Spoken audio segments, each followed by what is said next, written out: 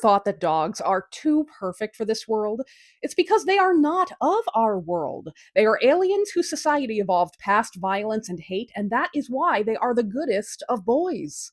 I'm Liz, and I'm reading the Animorphs for the first time because at least those 13-year-olds have a superpower they can use against the domineering slugs ruining Earth. What do I have? Calling my reps? Make me a tiger, goddammit!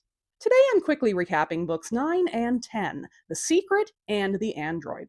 The Secret is not a plot important entry in the Animorphs, but it is a good theme and character piece. Its narrator, Cassie, is our most ecologically sensitive, the most in tune with animals, so she feels very conflicted about how the Animorphs are affecting the natural order of things.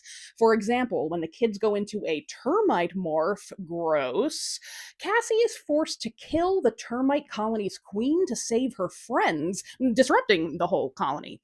For a cozier example, Cassie uses a skunk morph to protect a litter of kits while their mom is healing up at her parents' veterinary hospital, but not before one of the kits is eaten by a hawk, the same hawk who happens to be their friend Tobias.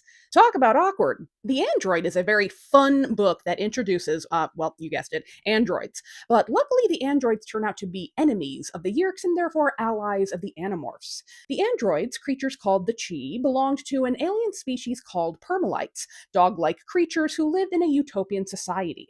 The permalites were nearly wiped out by a less utopian alien species, so the androids took the essences of permalites and merged that with wolves on Earth, which eventually became domesticated dogs. The Chi are similarly programmed to avoid violence at all costs, but one of the Chi, who's been masquerading as the Animorphs' classmate Eric, thinks the androids need to consider reprogramming themselves to aid the war against the Yeerks. Eric does this to himself to save the Animorphs when they are caught in a deadly raid, and he annihilates hundreds of Yeerks, humans, and their henchmen, leaving Eric with like all the fucking PTSD a creature could ever have after giving up their peaceful ideals to take hundreds of lives. It was set in the 90s. The Secret and the Android each had a great 90s reference, but they're less pop culture-y than my usual ones. In The Secret, Rachel makes fun of Cassie for her fashion sense, threatening to make her wear a dress sometime, but she assures Cassie that you can keep your boots. And you know a great dress-boot combo is peak 90s. The Android's 90s reference is utterly chilling, however, and it's when Cassie recommends the Animorphs simply use a phone book to track down someone. RIP annual phone book delivery, and RIP my youth. The best morph moments in these two books go to 1. The moment in The Secret when Cassie saves the Animorphs by spraying Visor 3 in skunk form.